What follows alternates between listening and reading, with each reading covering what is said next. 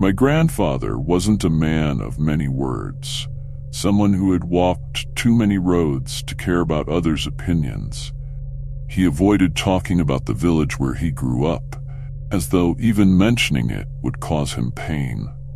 As a child, my curiosity would often lead me to ask him about his childhood and family, but he would shut down, wrapping his memories in a thick silence. Only when I turned 18, when he had already become an old man with a distant, scarred gaze, did he decide to share with me what had happened when he came into this world. He spoke without any emotion, as though telling that story was a burden he had to shed before it was too late. This is the story he told me. My grandfather was born in a village that, in his words, no longer exists. A place that can't be found on maps or in tourist guides. It was a village of clay houses, dusty paths, and an atmosphere so thick that each sunrise seemed gloomy. There, life wasn't governed by common laws, but by a group of women everyone called the enchantresses. It was said they had the power to alter reality at will, making pacts with forces no sane person would dare to name. No one in the village spoke of them openly, but everyone knew they lurked in the shadows. The villagers believed these women could sense newborns and pregnant women. It was common to hear that shortly after a baby was born, it would vanish without a trace within a few days. The legends said the enchantresses would abduct them for dark rituals, using the children to maintain their youth and seal pacts with powerful entities. In their desperation, some parents even offered their children in exchange for favors, better harvests, more livestock, or simply a slightly less miserable life. The village was under the spell of these women. Like many others, my great-grandparents lived in constant fear of being next. But when my great-grandmother discovered she was pregnant, she decided her child would not become an offering to those creatures. My grandfather hadn't yet been born when they began planning their escape. They knew they couldn't leave openly, as the enchantresses watched every exit, and if they sensed the scent of a pregnant woman, it was almost certain she would be captured. With the few resources they had, my great-grandparents managed to contact a man who transported livestock between villages and larger cities. This man, a man of few words with a questionable reputation, agreed to help them in exchange for a sum that represented all they had saved throughout their lives. But it was the only chance to save their child. The plan was dangerous and risky. My great-grandmother hid among the livestock, covered in dung and straw to mask her scent, while my great-grandfather diverted any attention they might attract. The night before they left, the tension in their home was palpable. My great-grandmother could barely breathe, terrified by the thought that the enchantresses might show up before they could escape. With every sound from outside, her hands clutched her belly tighter, silently praying that her child would make it to safety. That night, as the cart rattled down the dusty paths leading out of the village, my great-grandmother listened to the lowing of the cattle and the heavy steps of the horses pulling the cart. She knew any mistake could be fatal. If the enchantresses found them, not only would they take her child, but they would likely condemn the entire family. She felt something watching her from the trees lining the road, but forced herself not to look, afraid of what she might see if she did. The journey was long and tense, but they eventually reached their destination, a distant city where stories of enchantresses and dark magic didn't hold the same power as in their old village. There, Far from the watchful eyes of those women, my grandfather was born safely. My grandfather claimed it was the only time his mother spoke of her former life, and that from that day on, they did everything they could to forget. They changed their names and never again mentioned the village or the enchantresses. However, something always reminded them of where they came from. Sometimes paranoia would take hold of them, making them feel as though they were being watched, catching glimpses of shadows in the night, or being haunted by unsettling dreams. At times, in the dead of night, my great-grandmother would wake up trembling, swearing she had heard whispers, voices of women cursing her for the existence of her son. Over time, they learned that the village had been abandoned. People who tried to escape, like my great-grandparents, gradually left. Those who stayed no longer had children, as the fear was too overwhelming. In the end, the houses stood empty, and the enchantresses, if they still lingered, disappeared among the ruins. Unfortunately, the story didn't end there. The few who have returned claim the place is still alive, though in a dark and macabre way. Some explorers have ventured into the village only to flee minutes later. They say the atmosphere is suffocating, as though the very air is filled with a malignant energy. Some claim to have seen haggard, ancient women emerging from the forest, watching them from a distance, just as the enchantresses once watched the newborns. Others tell of being pelted with stones seemingly out of nowhere, as though the village itself didn't want anyone to set foot on its cursed ground. One of the most disturbing stories involves a group of young people who, a few years ago, decided to camp near the village. They did it as a challenge to prove they didn't believe in the old tales. But that very night, something strange happened. One of them wandered away from the camp, drawn by a figure he thought he saw among the trees. The others, worried, followed him but couldn't find him. It wasn't until dawn that they found him, in shock, unable to speak. His eyes were wild and his hands trembled uncontrollably.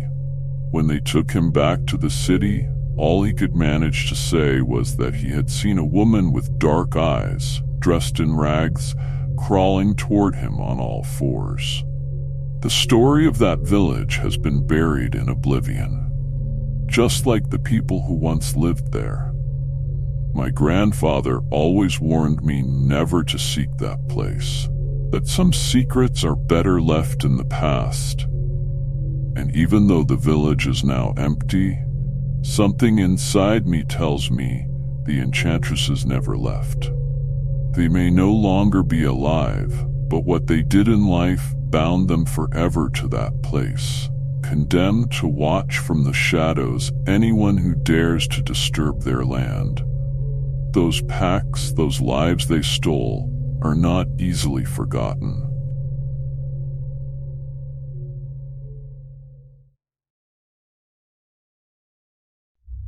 I dare not reveal the name of the village where this story took place.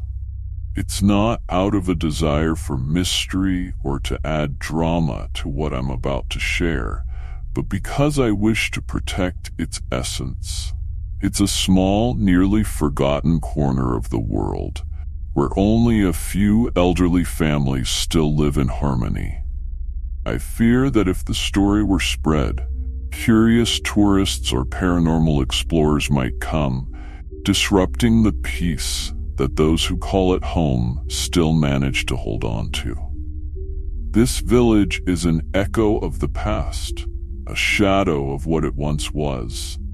With only 8 inhabited houses, the rest are crumbling ruins that time and nature have reclaimed. As a child, my parents would take me to visit my grandparents, who had lived there forever. Life there was simple, stripped of the luxuries of the city. But for a 10-year-old like me, it was a paradise of freedom. My younger brother and I rode our bikes, exploring every corner without fear, oblivious to the dangers of the outside world. Though the place seemed to be in ruins, we felt comfortable, uncovering its hidden secrets. One house, in particular, always fascinated us. Standing alone on the edge of the village, it was shrouded in an air of mystery that intrigued us. Every time we passed by, we saw 3 children playing in its yard. They were different from the few elderly people who remained. These children seemed serious, almost distant. They never spoke to us, only watched with a mixture of curiosity and suspicion. We tried greeting them, but they rarely responded, turning their backs as if our presence didn't matter to them. The summers passed like this. Sometimes the children were in the yard, sometimes not. Over time, we stopped paying attention to them, assuming they were just part of the peculiar nature of the place. My grandparents never mentioned the children, and neither did we, as if they were merely a shadow hanging in the air. But one afternoon, everything changed. As we pedaled past the house, the same sight awaited us, the 3 children playing in the yard. But this time, something was different. A figure appeared through the dusty window of the house. Behind the tattered curtains, an old woman glared at us with an expression that froze our blood. Her face was etched with deep wrinkles, and her eyes radiated hatred, as if our mere presence infuriated her. The intensity of her gaze made my brother stop dead in his tracks, terror visible in his eyes.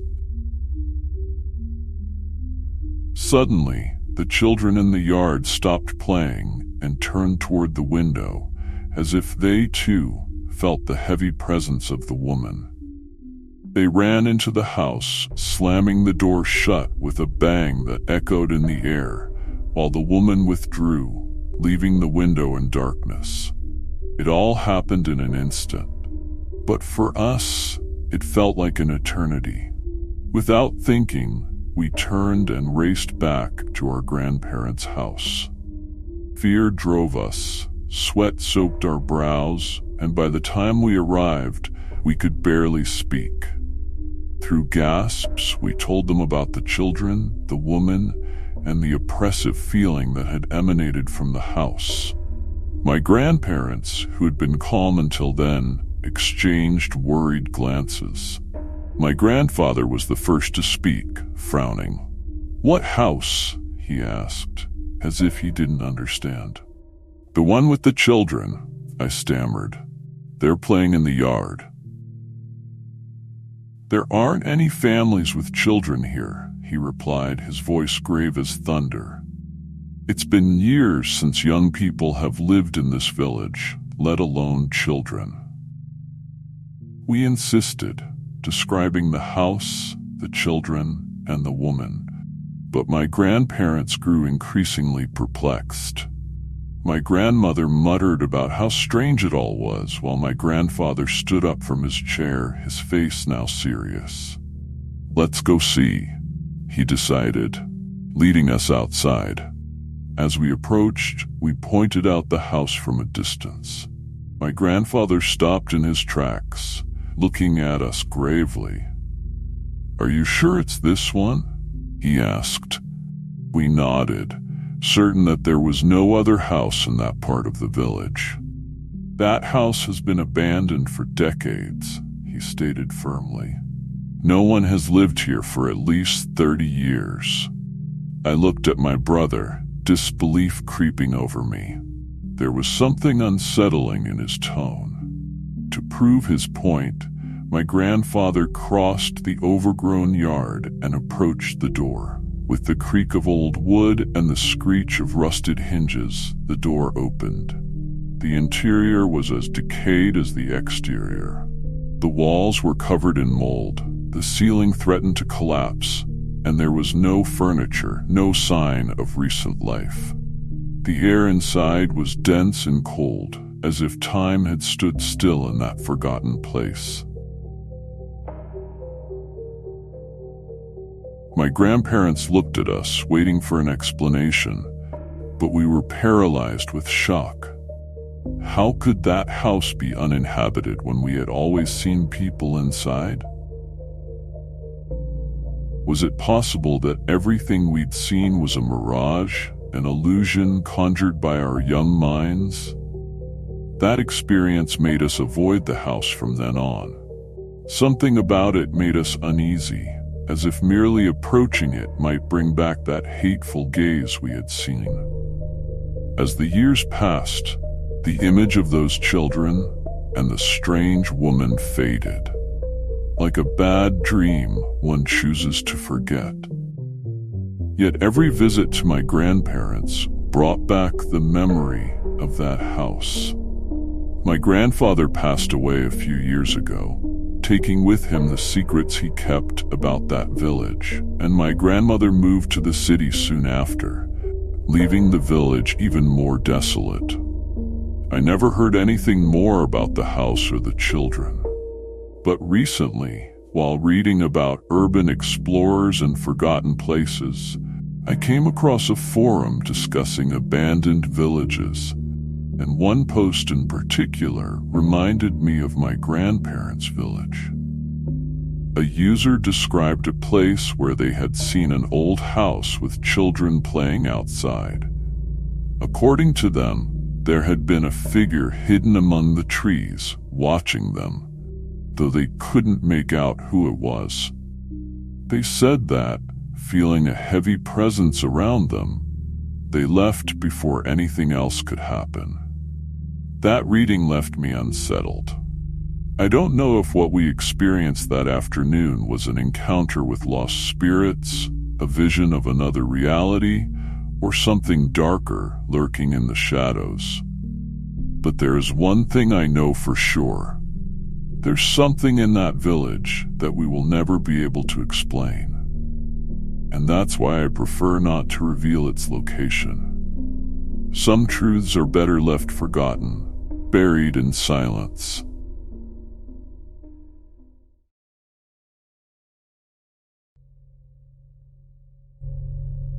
I want to share a story my grandfather told me when he was nearing the end of his life. Although I never saw him as a superstitious man or someone who believed in ghosts, what he revealed to me was so impactful that it has stayed with me ever since. I don't usually tell this story to just anyone, but since we're in the terror sector, where such experiences are discussed, I think this is the perfect place to get it off my chest. My grandfather lived in a remote mining town during the 1960s. It had once been prosperous, with hundreds of families depending on the mine. But life changed drastically after one fateful night. A terrible accident trapped more than 20 workers under tons of rock. All rescue attempts failed, and most of the families left soon after. The town gradually became deserted, turning into a ghost town. The remains of houses, desolate streets, and a permanently sealed mine were all that was left. By then, my grandfather was practically the last inhabitant. It wasn't that he enjoyed solitude, he simply had nowhere else to go. Finding work elsewhere was difficult, and selling his property in that desolate place was impossible. So he stayed. He lived in a small cabin on the edge of town, surviving off the little he could hunt and grow. However, silence was never in short supply. A silence that, according to him, began to grow increasingly unsettling.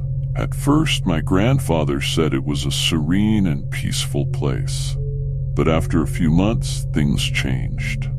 He told me that at night, he began to hear noises, thuds, as if someone was hammering the earth from within the mine. He thought it might be small cave-ins or the wind echoing through the abandoned tunnels. But the sound was too constant, too loud to be just that. Soon, it became a source of unease. One night, just as he was about to fall asleep, the pounding grew so loud that it made him get out of bed. It was as if someone was screaming for help from deep within the earth, he told me, his voice trembling. He lit his oil lamp and, despite the fear creeping up inside him, decided to approach the mine. It was the worst decision of my life, he confessed. The night was calm, bathed in full moonlight. Only the crunch of wood under his boots and the steady thudding, growing clearer as he approached, could be heard. There were no signs of life anywhere in the town. When he reached the sealed entrance of the mine, the pounding suddenly stopped. An eerie silence settled over everything, and the air carried a strange scent, like damp earth mixed with a sulfurous stench. My grandfather wasn't easily frightened, but at that moment something inside him screamed that he wasn't alone. As he stood before the closed mine, he swore he saw a flash of light, a faint glow seeping through the cracks in the boards sealing the entrance. It wasn't a reflection or a fire, but something far more unsettling. Then, among the shadows, he glimpsed figures. At first, he thought his mind was playing tricks on him after everything that had happened, convincing himself that the shadows were just trees or rocks. But deep down, he knew what they were. The figures of men, the miners who had died in the accident. Their bodies were covered in dust and soot, their eyes empty. But the most terrifying thing was that they didn't seem to be seeking help. Somehow, he knew. What they really wanted was something else. Company. He felt his heart pounding in his chest. He tried to move, to back away, but his legs wouldn't respond. I was trapped, as if fear had nailed me to the ground, he said. He was on the verge of panic when suddenly a blast of cold air hit him, snapping him out of his trance.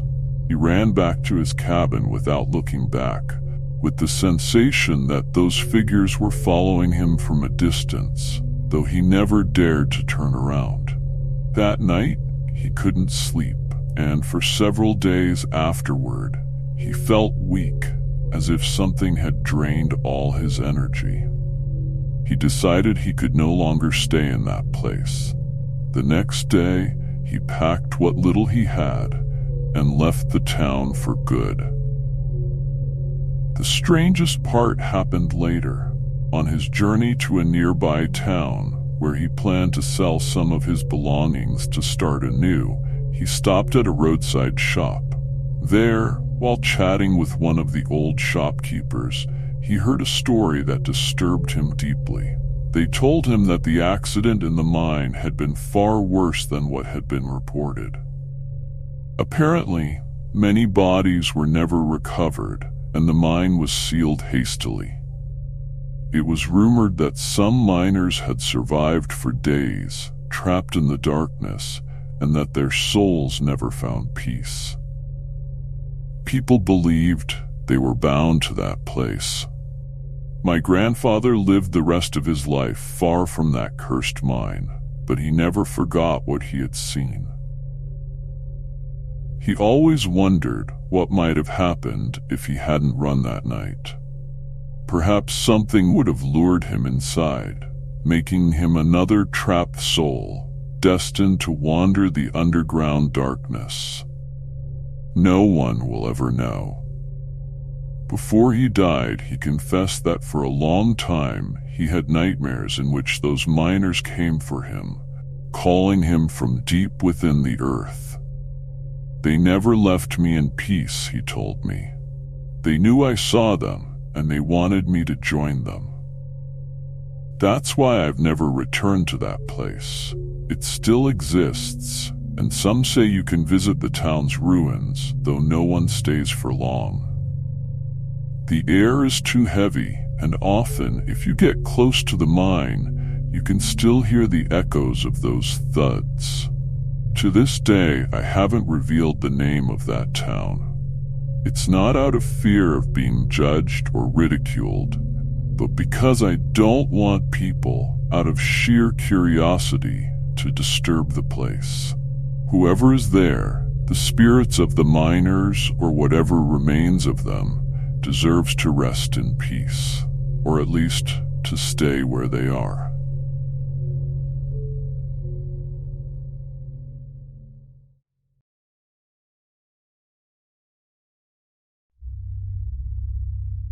In the warm summer of 1985, my family and I decided to embark on a road trip across the United States. We had everything planned, exploring forgotten towns, escaping the city's noise, and enjoying the serenity of the rural landscape. There were 4 of us: my wife, Clara, our 2 children, Elena and Nicolas, and me, Ricardo. I remember the day everything unraveled as one of those suffocatingly hot days when the heat clung to your skin, and the car's air conditioning barely made a difference. At first, everything was going smoothly until the car started to fail. At first, I thought it was a minor issue, just a small adjustment needed. But soon I realized the problem was much more serious. The car began to sputter and lose power. With each passing second, the engine sounded more worn out. Clara noticed my concern and looked at me anxiously from the passenger seat. "Ricardo, what's happening?" she asked. "I'm not sure," I replied, trying to stay calm. "It seems like there's something wrong with the engine." Fortunately, we were close to a small town. Clara checked the map while trying to distract the kids. Elena and Nicolas, aged 12 and 10, were playing in the back seat, oblivious to the growing tension. Clara pointed out that there was a town just a few miles ahead, where we might be able to find help. The car barely managed to reach the entrance of the town before the engine completely shut down. I parked next to an old cabin, one of those that look like they've been standing there since time immemorial, with a porch covered in dust and windows darkened by cobwebs. Clara and I exchanged nervous glances, but we didn't have many options. I knocked on the door of the cabin, and after a few moments, an old man opened. His sun-worn face wore an expression that was cold and distant. He wore a tattered overalls and looked at us skeptically. "What do you want?" he asked, his tone dry. I explained what had happened to our car and asked if there was a nearby mechanic. The man shook his head and frowned. "The nearest workshop is 2 hours away. No one will come until tomorrow," he said, looking up at the sky. "You'll have to stay here tonight." Clara tensed up. There was something in the way he said it that made us uncomfortable, but we didn't have many other choices. "You can stay in my brother's cabin," the old man continued. "He lives deeper in the forest. He used to rent cabins. Maybe he'll let you stay one night." He paused, then added, "But I warn you, the people around here aren't too friendly with strangers." It was his tone that unsettled me the most. There was no hospitality in his offer. It was more of a warning. Still, we couldn't stay on the road, so we accepted. We walked through the forest, following the old man's directions. Eventually, we arrived at another cabin, a little better kept than the first, though still showing signs of abandonment. The brother of the old man greeted us, but he wasn't any warmer in his demeanor. He allowed us to stay in one of his cabins, but before leaving, he gave us a chilling warning. "Don't go out at night. It's not safe." His tone left us uneasy, but we decided not to think too much about it. However, the hours passed slowly. The atmosphere in the cabin was oppressive, and to make matters worse, we realized we hadn't brought enough food for dinner. With our stomachs growling, I decided to go out and look for something to eat in the town. Clara wasn't too sure about it, but we couldn't stay hungry. So, armed with some flashlights, we left together, with Elena and Nicholas by our side. From the moment we stepped outside, I felt something was wrong. The town was bathed in an unsettling silence. The few houses we could see were in ruins, and there wasn't a single person in sight. There were no shops open, and the few people we did see watched us from their windows with disdain. It was as if they knew we didn't belong and wanted us to leave. After walking around in vain, we decided to return to the cabin. When we arrived, we found something disturbing. Fresh footprints surrounded the door, as if someone had been lurking while we were outside. Clara grew nervous and grabbed Nicholas's hand tightly. I felt a knot in my stomach too, but tried to stay calm. That night, as we tried to sleep, Elena was the first to notice something strange. She came to me in bed, her eyes wide open. "Dad, I think someone's outside." It was 2 a.m. I immediately got up and approached the window. There, among the shadows of the trees, I saw a dark figure watching us. My heart raced, but I didn't want to alarm the others, so I quickly closed the curtains. Minutes later, the knocks started on the windows. At first, they were soft, like someone throwing small stones, but soon they intensified. Clara hugged the kids while I tried to keep my composure. Then the voices began, screams coming from all directions, insults and threats. They wanted us to leave. The critical moment came when, suddenly, a man appeared at the window, holding something in his hands. At first I couldn't make out what it was, but then I saw it clearly. It was a freshly cut pig's head, still dripping blood.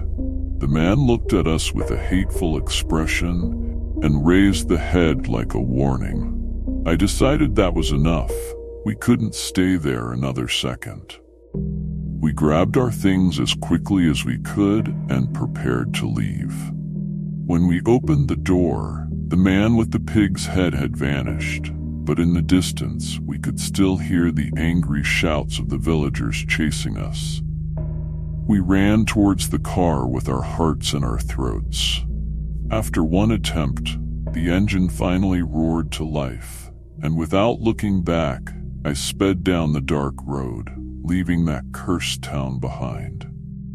The hostile looks, the threats, the pig's head, it all felt like a nightmare. We never took that road again. But what I know for sure is that was the last road trip we took without knowing exactly where we were headed. Sometimes there are places better left forgotten.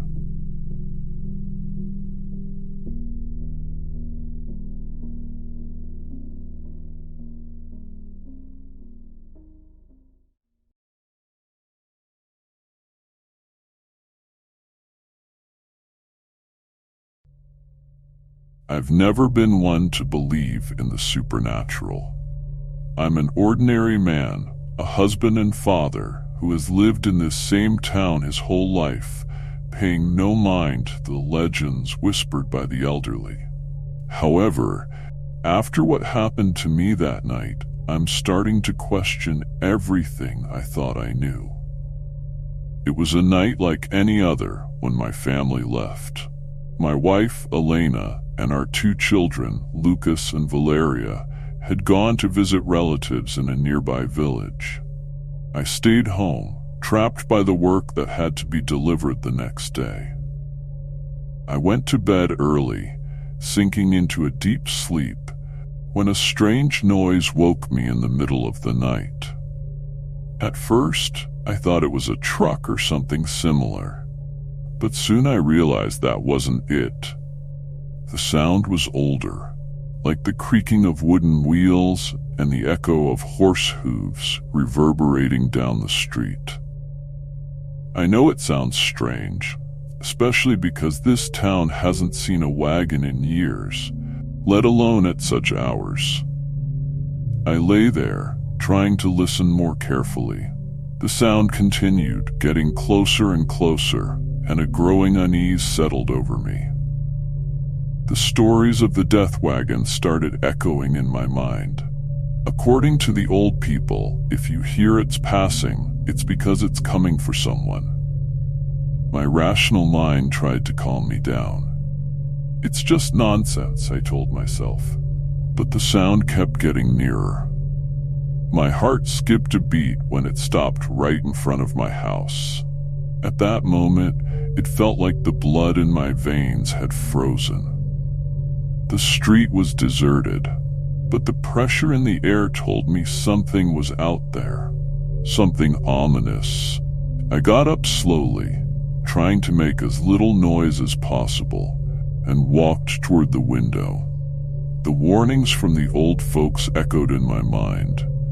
Never look at the wagon, because by doing so, you're sealing your fate, or the fate of someone close to you. So, even though curiosity gnawed at me, I stayed still. Something dark waited outside, something I wasn't supposed to see. The tension was unbearable, as though the air itself had grown thick and it was hard to breathe. Then I heard a whisper, a faint echo that seemed to call my name. It's just your imagination, I tried to convince myself, but the voice didn't stop. The silence of the village was overwhelming. There was only that murmur, which somehow I knew was meant for me.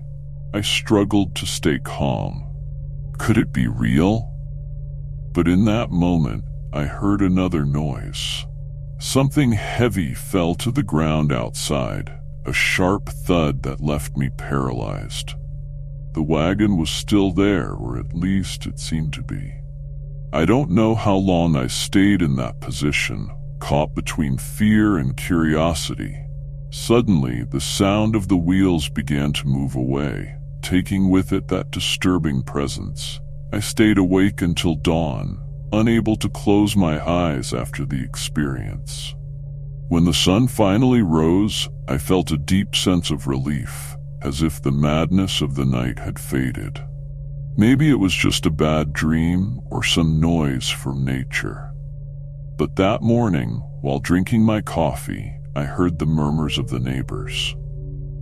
Don Felipe, my elderly neighbor, had died that same night. A chill ran down my spine as I remembered that the wagon had stopped right in front of my house, which was adjacent to his. Since then, I've kept quiet about what happened. I felt embarrassed to admit that I had been afraid of a simple legend. But the unease still follows me like a shadow. Every night, the memory of the whisper and the sharp thud echoes in my mind, as if something had come for Don Felipe. Maybe it was just a coincidence.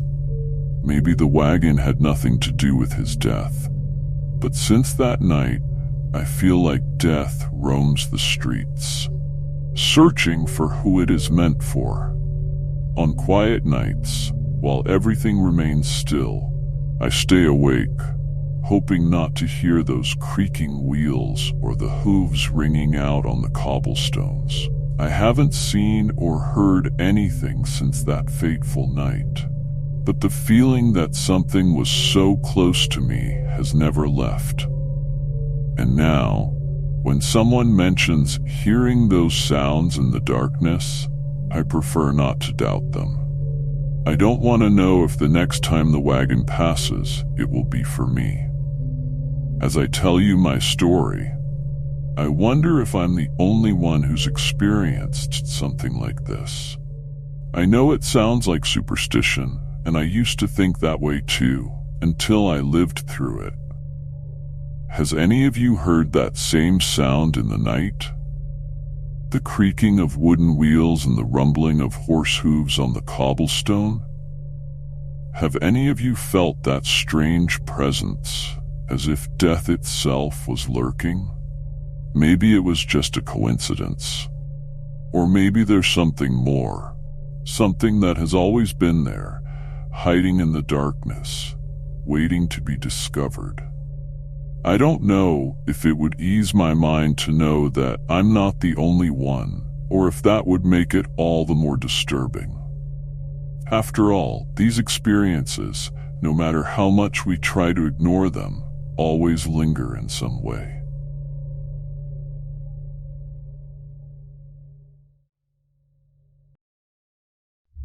The calm of the night has always felt like a refuge to me.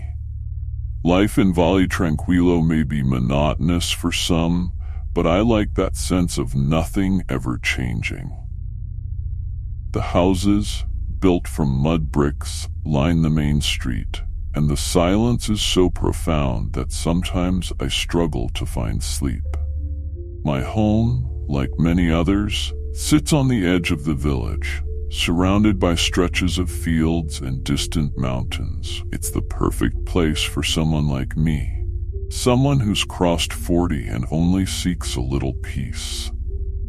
After a bitter divorce years ago, I've been alone, focusing on tending my land and livestock. However, in recent months, something strange has begun to happen. The rumors among the neighbors have intensified. Missing animals, sheep and horses disappearing without a trace. At first, I thought it was a thief or even a pack of wolves, but the stories grew more peculiar each day. Some claimed to have seen shadows as night fell. Others heard unusual noises in the stables. I paid no mind to these tales until it happened to me. That night, like many others, I was in the kitchen preparing a simple stew for dinner. It was late, almost 11, and the day had been exhausting. As I chopped onions, I heard Lobo, my dog, barking frantically in the backyard. Lobo is a calm dog. He rarely barks unless something strange is afoot. I went out with the lantern in hand, expecting to find some animal lurking about, but when I shined the light on the corral, I saw nothing. Just the whisper of the wind between the branches of the trees. Still, Lobo remained uneasy, growling into the darkness beyond the fence. Probably a wolf or a fox, I thought, heading back to the kitchen, but an odd feeling lingered in the air. That night, I had trouble sleeping, tormented by the sounds from the fields, waiting to hear something more. The night passed, and at dawn, I went to see Don Ignacio, an old friend and neighbor. I told him about the strange events, expecting him to laugh or dismiss my experience. But his reaction surprised me. He looked at me seriously and in a whisper said, "Hector, be careful. It's not an animal that's out there. Whatever it is, it's not good." "What do you mean it's not good?"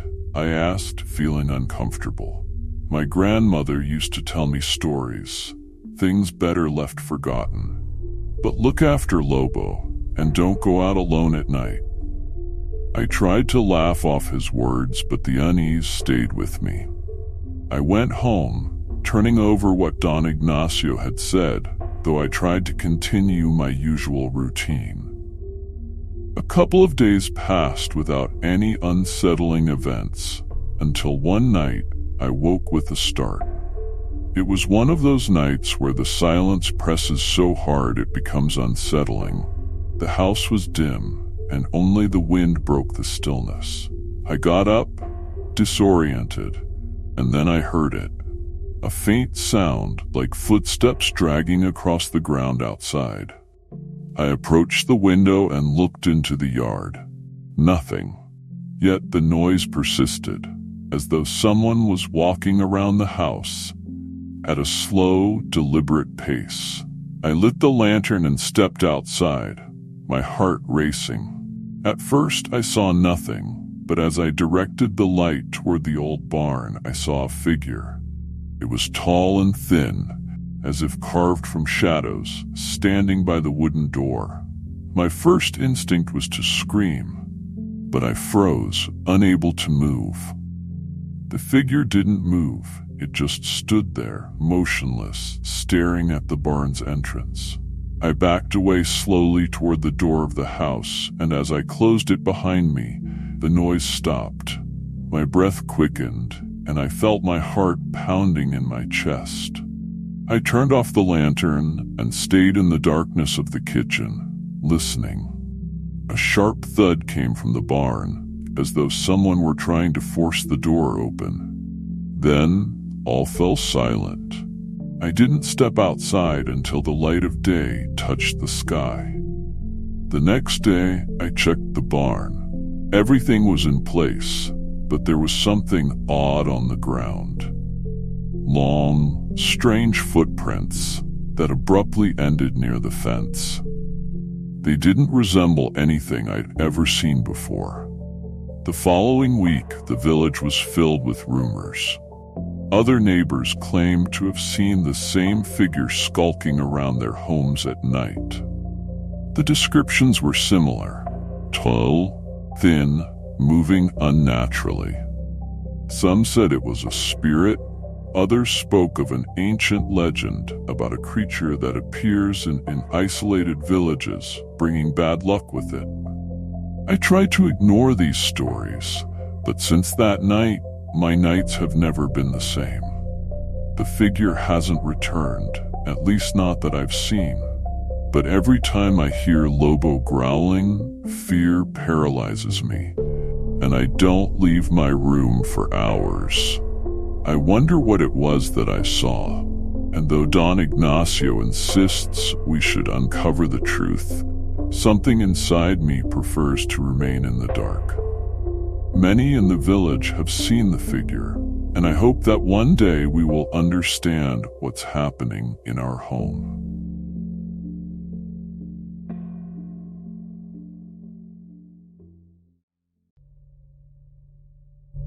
I grew up in a small village where every face was familiar to me. Life was simple and predictable, except when the name of the enigmatic Doña Valeria was mentioned. This old woman lived in a crumbling house at the edge of the village, far from the bustle of others. She had no family, no husband, no children. The few times we saw her away from her home were brief trips to the market, always cloaked in dark garments, exchanging only the briefest of glances with others. They said Doña Valeria had special gifts, though few dared to speak of magic. The rumors claim she helped those who sought her, but only in matters of life or death. I've always considered myself a skeptic. To me, they were just idle gossip from bored people. Clara, my younger sister, used to joke about it.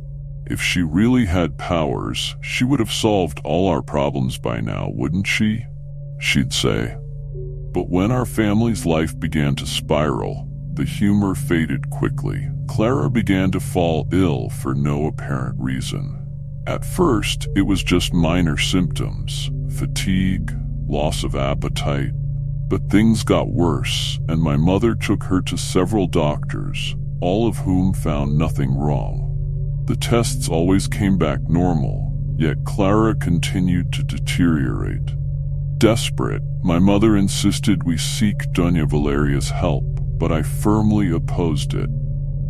I didn't believe in superstitions, and Clara didn't seem convinced either, though desperation eventually led her to consider it. One day, without telling me, Clara decided to visit the old woman. She returned the next day with a story.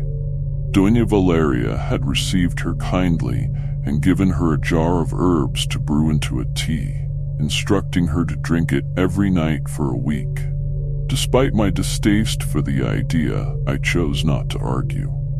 Nothing will happen, I thought. But to my surprise, Clara began to improve. Slowly, she regained her appetite and energy, and her spirits brightened. However, something in her behavior began to unsettle me. She no longer wanted to talk about her experience with Doña Valeria. Whenever I asked, she would avoid the topic or simply ignore me. My mother was delighted. She said the old woman had performed a miracle and that Clara should be grateful. I, however, didn't share her enthusiasm. There was something hidden in all of this, so I decided to confront the old woman. One afternoon, I gathered my courage and made my way to her house. The wooden door creaked as I opened it, and Doña Valeria greeted me with a knowing smile, as if she already knew I was coming. She invited me inside, and without much preamble, she offered me a cup of the same tea she had given my sister. Of course, I declined. I only wanted answers. "What did you do to Clara?" I asked, getting straight to the point. Doña Valeria looked at me calmly, her wrinkled face a map of serenity. "I did nothing she didn't wish for," she replied softly. "I only helped her regain what she had lost." "What do you mean?" I insisted, frustrated by her evasive answer. "Your sister was disconnected, out of balance," she explained. "I only helped her find her center again." She didn't speak of spells or curses, but her manner of speaking made me uneasy. There was something almost hypnotic in her voice that made me doubt my own reasoning. Unable to obtain more information, I left her house feeling more confused than before. Days later, I began to notice changes not just in Clara, but in other villagers as well. Those who had visited Doña Valeria seemed different, more closed off. They acted normally, but there was a secret in their gaze, a shadow in their behavior that bewildered me. I felt as though the entire village shared a mystery from which I was excluded. One afternoon, while walking through the square, I ran into Don Alfonso, a neighbor who had suffered from terrible pains for years. He told me that after visiting Doña Valeria, his discomfort had disappeared. When I asked him if he had noticed anything strange, he only replied with an unsettling smile. "She helps, but there is always a price." That phrase haunted me. What price? No one spoke of it openly, but a voice inside me told me that, although my sister was well, the cost of Doña Valeria's help was not something tangible. I remembered her words. I only helped her find what she had lost. The atmosphere in the village began to change. It was subtle, almost imperceptible, but I could feel it.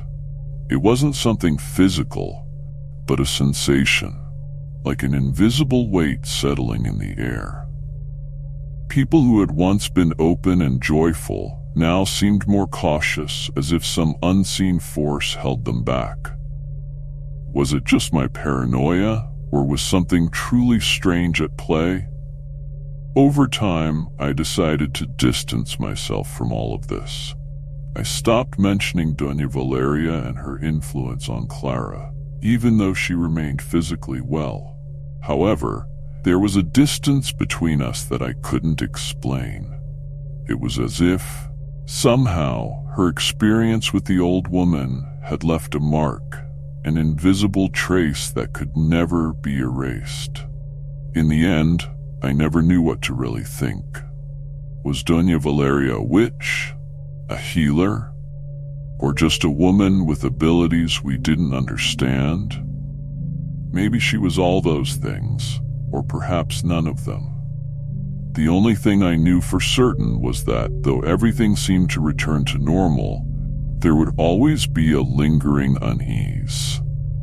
That kind of discomfort you only feel when you know something isn't right, but you can't do anything to change it. Perhaps Doña Valeria still waits in her house at the end of the village, waiting for someone else to knock on her door in search of help.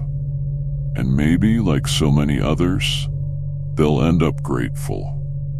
But me, I'll never feel completely at peace.